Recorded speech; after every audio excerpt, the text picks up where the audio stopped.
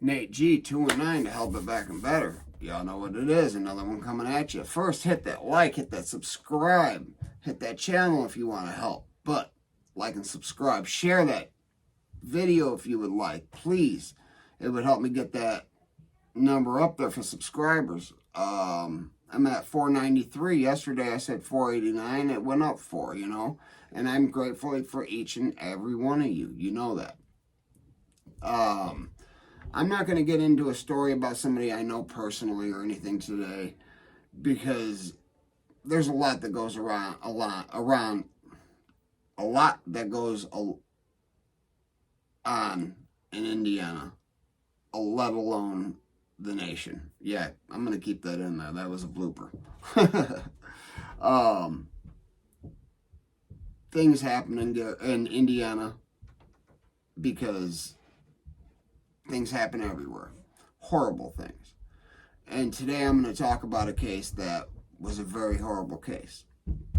In 2017, February, 2 girls had went on a hike. And unfortunately, they never returned from that hike. Their lives were taken by a monster. And the monster disappeared, vanished, without a trace. They had a little video of him walking down a train bridge, but they didn't know who that was. There was a sketch, but, average, heavier, middle-aged white man. There's a lot of them, especially in a small town. Indiana has some very big places, Gary, Indianapolis, Fort Wayne, Bloomington, Lafayette, things like that. We do have big places, but our biggest place is smaller than any city that you could imagine. But there are a lot of places it gets very violent. Gary, Indianapolis, Fort Wayne, Lafayette. Not just that, though. That's just where the major crimes and an abundance of crimes happens. You go to any county, any city, any town in the state of Indiana, there's crimes happening. There's heinous crimes happening. It happens all over the state and the country. And my focus is on Indiana, so I don't normally talk about other states or other prisons and stuff like that, but there is one I'm going to bring to you soon that I just want to make sure it's okay with the family that I do, because it's about a friend of mine and somebody I had went down the road to addiction with. But yeah, February 2017, the lives of Abigail Williams and Liberty German, or German. I'm not 100% sure how to pronounce it. It's pronounced or spelled German, but it can be pronounced German. So I apologize if I'm wrong. My hearts go out to the victims and the family and the loved ones of the victim. I just feel horrendous. I have a daughter that was near their age, which they were maybe 12 years old at the time. They were very young girls. They were on a hike, and they never returned home. A hike is something these girls did on a regular basis, and they never returned home. It's just such a sad, sickening situation. But for 5 years, nobody knew a thing about the person that had committed the crime. Nobody knew who it was. All they had was janky video of a man walking down a train bridge, and they had a sketch. And I think the sketch was due to the train bridge. They tried to analyze it, and afterwards, I guess the sketch was okay, but the monster was finally arrested. And, I'm not going to read into how he got caught up, whatever. he got caught up. But it wasn't until October of 2022, 5 years after the crime, he was arrested. So those families who are still sitting in shambles, which they will be for the rest of their lives, had no answers, no anything except we're trying. They had a lot of people out looking for a long time, and it kind of dwindled down. And I honestly thought it was going to end up being a cold case. Thankfully, though, this jerk was arrested. And while he was in his Carroll County jail, which is a very small jail, it's not meant for a lot of people. It's not meant for anything high profile. It's not meant to protect anybody that's going to be protected by the government. Yeah, he's protected. And because of that, he was moved to Westville Correctional Facility. So that's not good. Nobody wants to go to Westville. And Westville, for protection, is kind of a joke. Granted, he's not been assaulted. He's not been stabbed or anything like that. But he's been abused. He's been beaten by guards. He's been tortured. He's been, and I'm not saying good for justice, but the man still isn't found guilty of the crime. I do believe he did the crime, but he still isn't found guilty. So while he's in Westville, he's being beaten, he's being tortured, and there were things filed about it, the mistreatment of him. His lawyers filed some things, and, to bring about the, and expose the abuse he's going through and the torture he's going through. But, so, in a letter filed in early July, there was a guy, Baston of the last name. He was under subpoena to appear in Allen's trial. Allen's cell was reportedly just above Allen, or Baston's cell was reportedly just above Allen's in the Westville Correctional Facility's restrictive housing unit, the hole. So that's protection. They move you to the hole. That's that. Baston said he was a witness of abuse and mistreatment towards Allen by corrupt sergeants as well as officers. Administrative staff and mental health professionals in the unit were also part of the torture and abuse. They don't care about him. Everybody does know he did this. And unfortunately, like you see on the news about Alabama prisons and all these other prisons, things being exposed, for some odd reason, things in Indiana are not exposed. All right, I'm reading this. I'm not reading this from. This is from WGN 9. So this was a news report. I'm assuming that was on television that I'm reading off of. So, due to the corruption and retaliation by Westville's restrictive housing unit staff and officers, I had to refuse to appear in the above-mentioned court hearing due to staff and fear for my life, the letter read. So he'd written a letter stating that he's scared to even testify that the guards are doing this. Now, it's not that he's trying to help Richard Allen. He's trying to expose the abuse, because the abuse goes much further than just this. I'll tell you another instance. I did a video on a little while back, but I think that's something I need to redo. Baston claims that security cameras will show Sergeants Brandon Williams ordered an officer to place Baston's bed in urine in a cell without a toilet and running water. A lot of times toilets will flood. There will be piss, feces just floating around. It's just disgusting. It's not like there's drains to take it somewhere. No, you're on a concrete slab and there's no drains. So you got to deal with it. In the letter, Baston also claims that Williams slapped him to the floor and broke his foot and ankle, not even allowing a nurse to treat his injuries.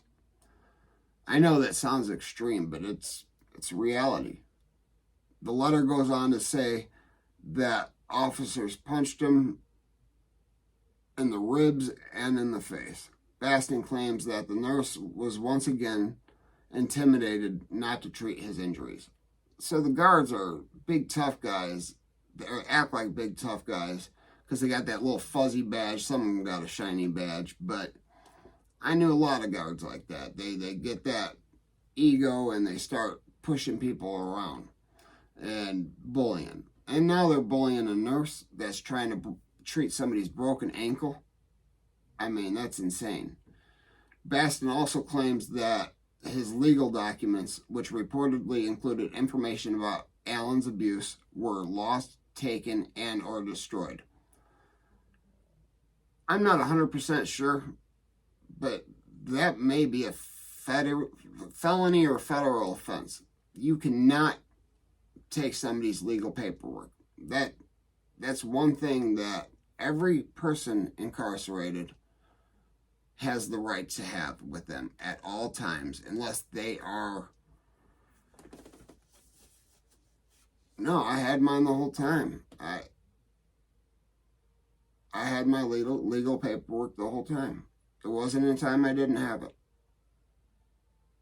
So until this court can protect me, Baston, and other inmates at Westville's restrictive housing unit, and report the excessive use of force, assaults, abuse, mistreatment, torture, and retaliation from corrupt Indiana Department of Corrections staff officers, then I do not feel safe to testify.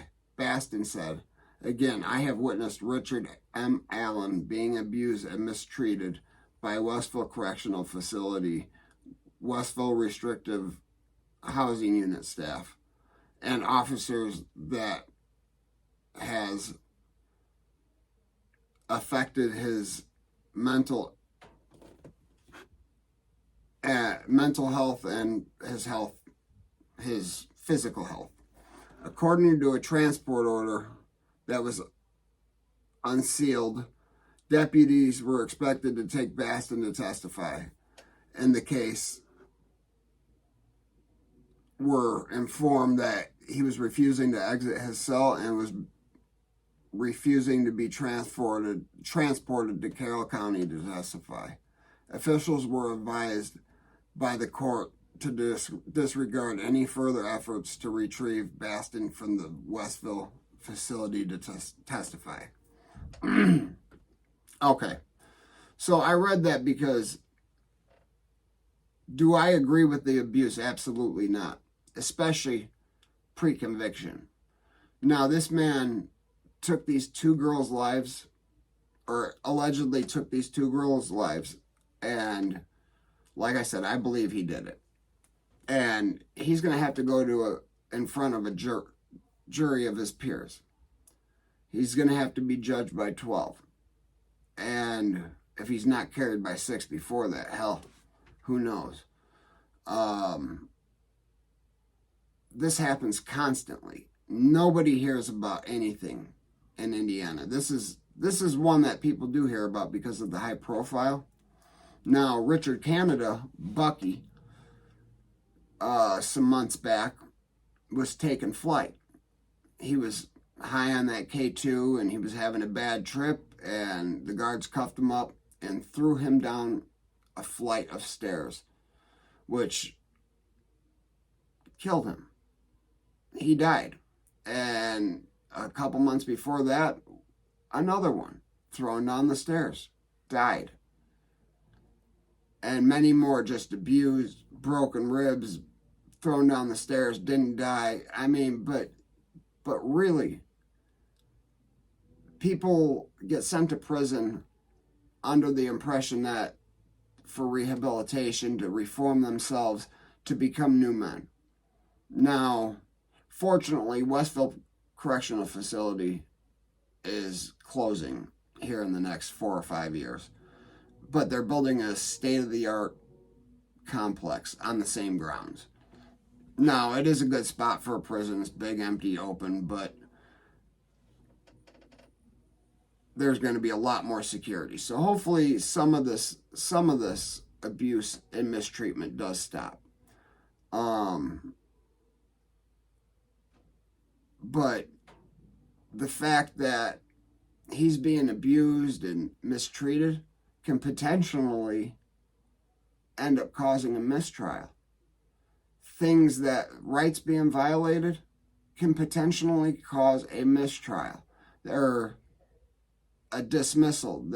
So many rights are violated, they're going to end up having to dismiss something. It's happened in other cases. I'm not saying it's going to happen, and prayfully it does not happen in this case, but it does happen.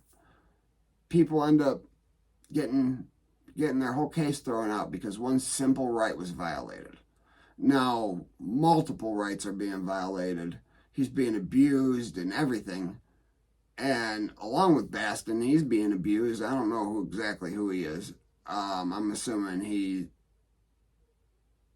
he's in segregation or maybe he's in protective custody. I can quickly look that up. But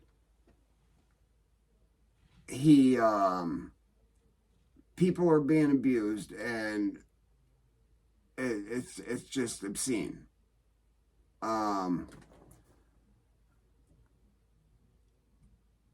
Robert Baston. Okay, I'm sorry, guys. I couldn't find his name. But Bucky thrown down the stairs and died. I'm not saying Bucky was the greatest person in the world, but he was still a human being, and he wasn't serving life. He had no cases where he had injured any children or anything like that. Inside the prison, a lot of people didn't like him because of just how he was in prison. I mean, but prison is prison, and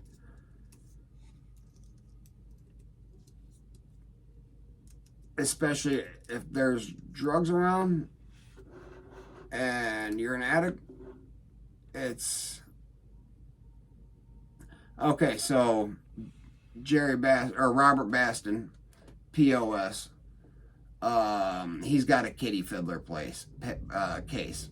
He was sentenced to 40 years in 2010, which means 20 years. His earliest possible release date is 2050. So, that makes me wonder, because if he must have, I don't know, he must have gotten in some serious trouble, because he falls under the old law, which if you were sentenced to something, you only had to serve half of it. 50%, that was automatic. Murder, whatever. Which makes me wonder if maybe he's been in trouble inside. It doesn't matter. I just wanted to bring that one to you. I'm gonna actually probably do a little something about him. But this is just a little brief rundown. If you violate rights, things can get overturned. And if that case were to be overturned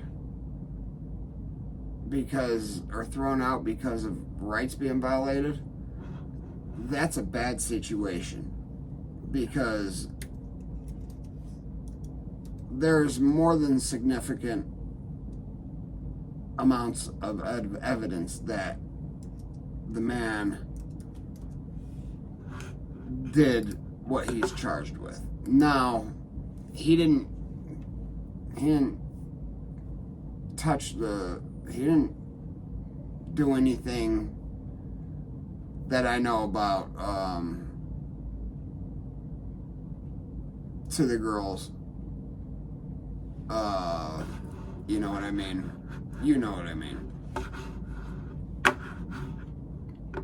I can't say he didn't. I just don't remember reading that he did.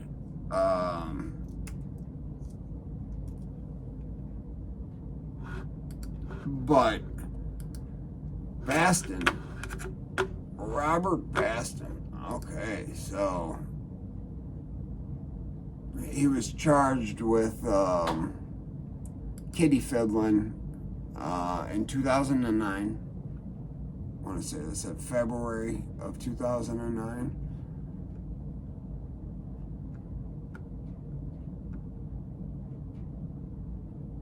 So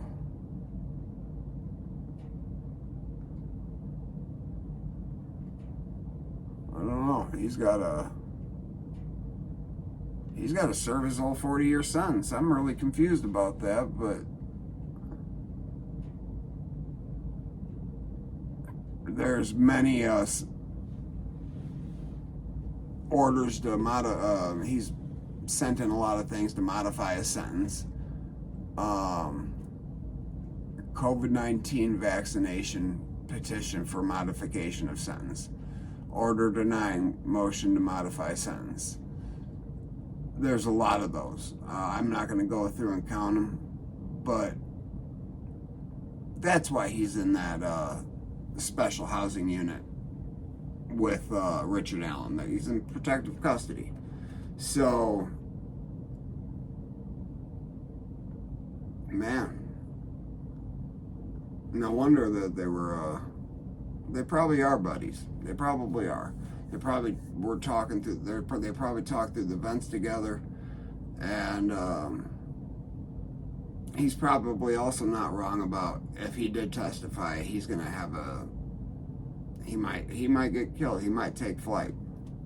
But hey, guys, sorry about the little rambling and stuff like that. This was important to me because this man is being protected, and once if he is convicted and gets released to the wolves, you already see what's happening. I mean, it's not going to be good. If he's sentenced to 100 years, he's not going to make it 100 months. Somebody's going to kill that man. So, anyways, guys, please hit that like, hit that subscribe. Donate to that channel if you want.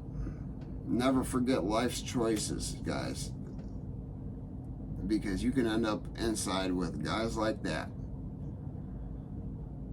That's if you go to protective custody. But Richard Allen gonna have to go to protective custody. He's gonna have to. There's no ifs, ands, or buts about it. But there's special units that